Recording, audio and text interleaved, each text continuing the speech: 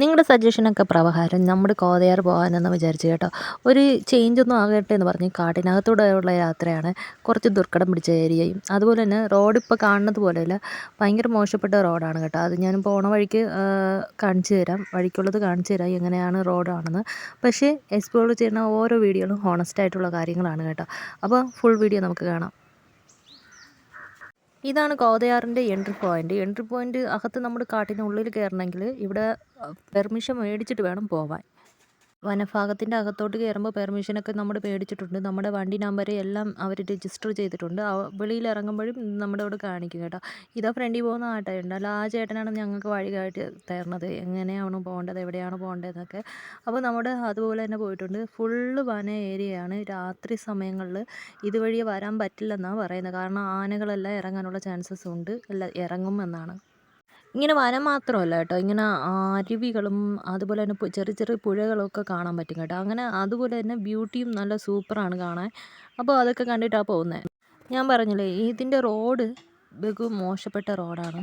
ഈ റോഡൊക്കെ നിങ്ങൾ കാണുമ്പോൾ മനസ്സിലാവും. അല്ലാതെ ടൂറിസ്റ്റൊക്കെ വരുന്നതാണ്, പക്ഷേ റോഡ് അത്രമാത്രം മോശമാണ്. പോവാൻ ശ്രദ്ധിച്ച് വേണം നമ്മൾ ഈ റോഡിൽ പോകാൻ. നന്നായിട്ട് സൂക്ഷിച്ചിട്ട് വേണം ഈ റോഡിൽ പോവാൻ. കാരണം ഈ റോഡ് വിട്ടിട്ട് താഴെ നല്ല കുഴിയാണ്, പള്ളമൊക്കെ ഉണ്ട്.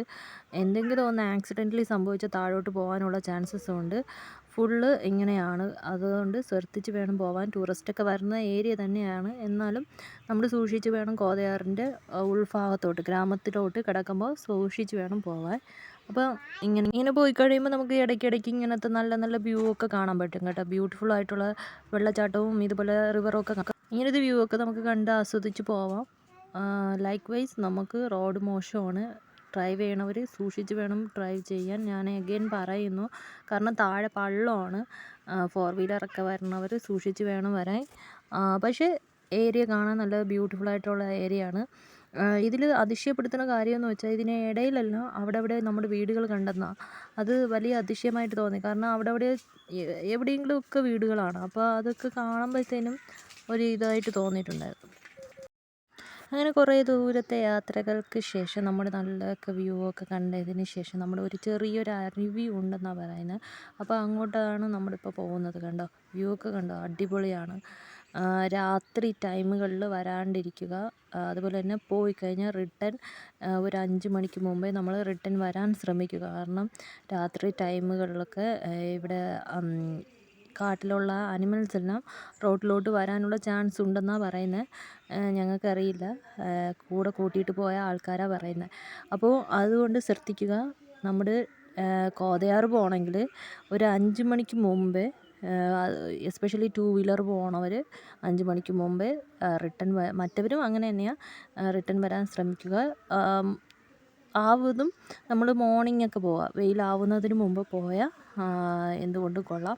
കാരണം വ്യൂ ഒക്കെ നമുക്ക് നന്നായിട്ട് കാണാം, അടിപൊളിയാണ്. പക്ഷേ റോഡ് മാത്രമേ ഇച്ചിരി മോശമെന്നേ ഉള്ളൂ. അപ്പോൾ ഇതാ പറഞ്ഞ ആ അരുവി ഇതാണ് കേട്ടോ. നമ്മുടെ അതിനടുത്ത് പോയി നമുക്ക് കുറച്ച് വീഡിയോസ് എടുക്കാം. അപ്പോൾ അവർ പറഞ്ഞ അരുവി ഇതാണ്. ഒരു നല്ല കാം ആൻഡ് ക്വയറ്റ് ഏരിയ. പിന്നെ എസ്പെഷ്യലി നല്ലൊരു തണുപ്പുണ്ട് കേട്ടോ ഇതിൻ്റെ ഉൾഭാഗത്തോട്ട് കയറുമ്പോൾ. എന്ന് വെച്ചാൽ അരുവിയുടെ അല്ല, കോതയാറിൻ്റെ ഈ കാടിൻ്റെ ഉൾഭാഗത്ത് കയറുമ്പോൾ നല്ലൊരു തണുപ്പും കാര്യമൊക്കെ ഉണ്ട്. അപ്പോൾ ഇതാണ് അരുവി. കുളിക്കാമായിരിക്കാം, പക്ഷെ ഞങ്ങൾ പോയപ്പോൾ ആരും ഇല്ലായിരുന്നു കേട്ടോ. പക്ഷെ കാണാൻ നല്ല രസമായിരുന്നു. നല്ല അടിപൊളി വെള്ളവും അടിപൊളി വ്യൂ ആയിരുന്നു കേട്ടോ.